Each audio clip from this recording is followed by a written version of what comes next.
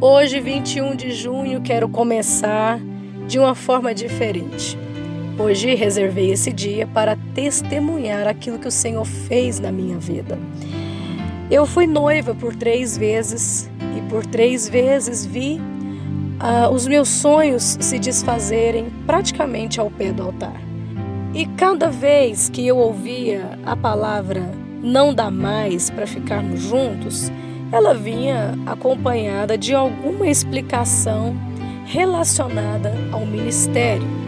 E então eu percebia que o Senhor estava cuidando de mim o tempo todo, apesar daquelas terríveis decepções. E então, com 28 anos, no dia 16 de janeiro, um dia depois de ter conhecido um pastor viúvo, em uma das minhas agendas que eu estava atendendo, eu comecei então um propósito de oração em que se consistia estar casada até o 100º dia de campanha. Um detalhe importante, eu não estava me relacionando com ninguém. E isso, 100 dias, dá um pouco mais que 3 meses, que é tempo natural para se começar um namoro.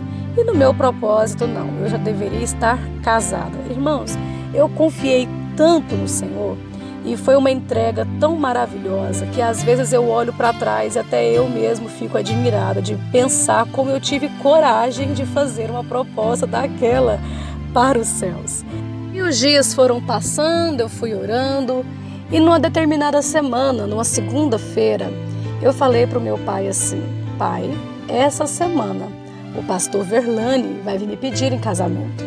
Meu pai olhou para mim e falou: "Mas que coisa boa, muito bom. É uma pessoa muito boa, já ouvi falar muitas coisas boas a respeito dele aqui na cidade, mas vocês estão namorando?" Eu falei: "Não, na verdade ele nem sabe que ele vai me pedir em casamento." Aí meu pai olhou assustado assim para mim e falou: "Ana Paula, minha filha, para quem mais você falou sobre isso?" Eu falei: "Só para a dona Vilma, que eu já fechei a decoração com ela, e para o Caio, que vai fazer a filmagem do casamento. Ah, a irmã Marta também. Eu já tomei uma injeção anticoncepcional, porque eu não quero ter filhos por agora e ela é trimestral, então eu creio que vai dar certinho." Aí meu pai ficou olhando para mim assim e falou: "Meu Deus, tá doida." Minhas irmãs, ele ficou incrédulo, porque realmente é uma situação muito atípica, é muito inusitada isso. E de fato, eu olho para trás e falo: "Meu Deus do céu, se aquilo não tivesse dado certo." Ok, na sexta-feira de manhã, naquela mesma semana, ele chega lá em casa pela manhã e conversa comigo e fala da proposta dele, né? De nós irmos dar os nomes no cartório naquele dia mesmo.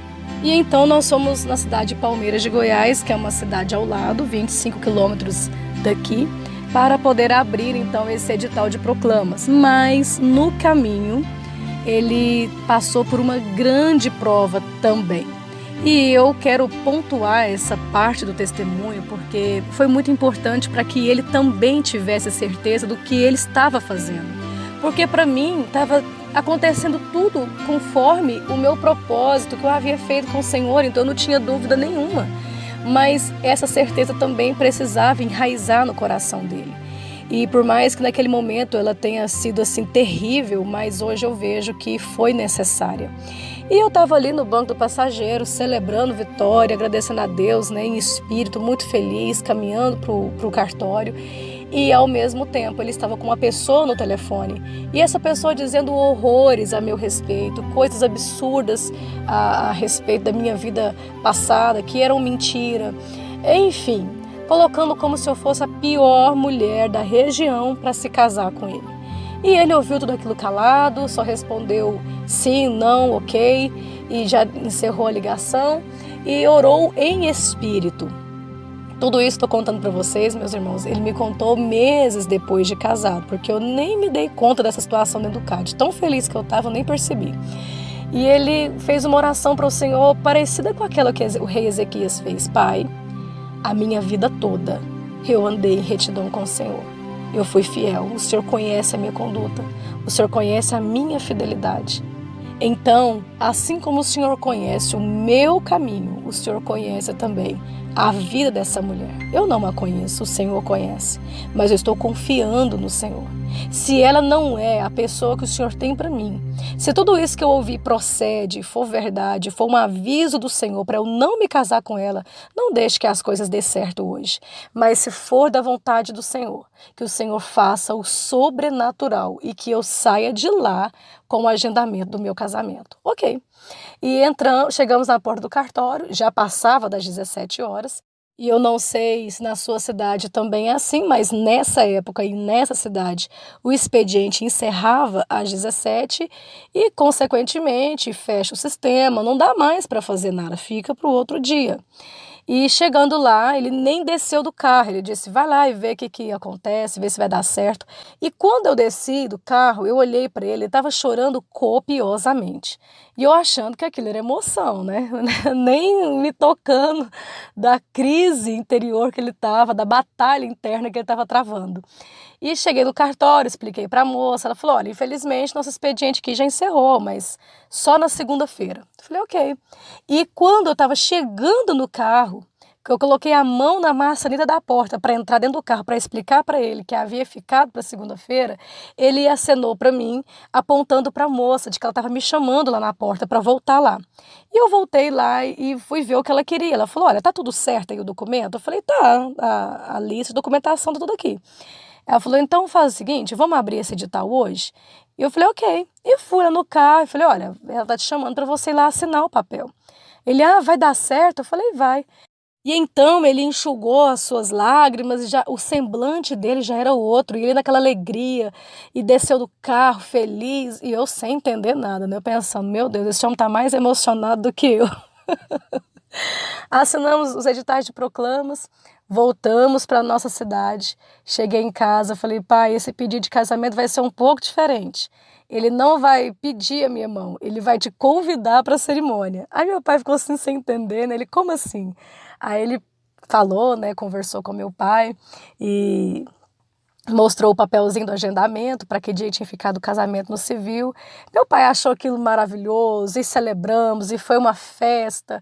E aí ele parou um pouquinho, ficou triste, né? E falou, tá, e você tem um sonho de casar na igreja, Ana Paula. Eu te vi encomendando vestido de noiva por 3 vezes, pagando buffet, encomendando orquestra, garçons. E agora? Como é que vai ser isso?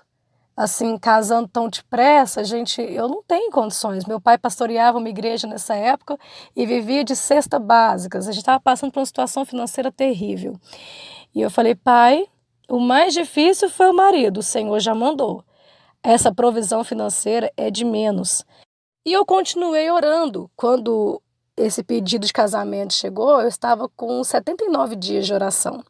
E aí, na terça-feira seguinte, chega uma notificação para nós sobre um pagamento muito antigo que nós tínhamos para receber.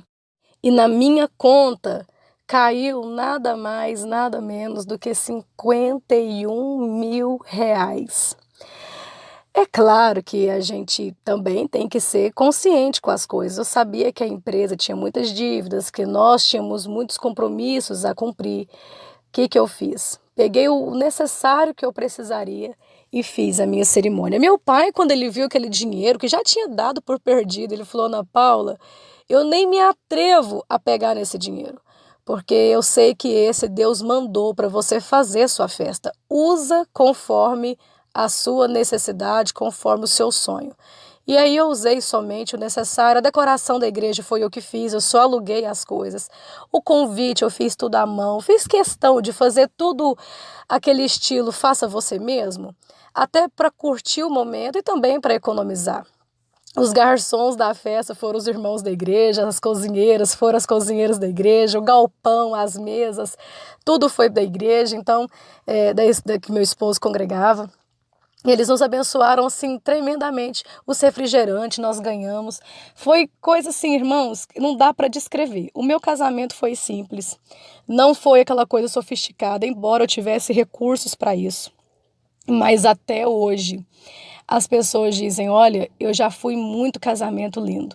Mas com um ambiente como aquele, Aquilo foi emocionante do início ao fim. A gente sentia a presença de Deus naquela igreja. Eu queria chorar o tempo todo. Irmãos, até hoje eu ouço testemunhos dessa forma. Vestido de noiva, eu chegava na loja e falava assim: eu quero o mais barato e o que não precisa fazer ajuste, porque eu tenho uma semana só de prazo. Agora, pasmem vocês.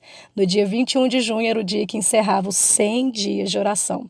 Nós nos casamos no dia 16 de junho e o único dia disponível que tinha na igreja para fazer a cerimônia era no dia 21 de junho. Dia 21 de junho, no 100º dia de propósito, eu estava vestida de noiva, com uma aliança na mão esquerda, casada no civil, contando o testemunho para dizer como Deus é bom e realiza sonhos.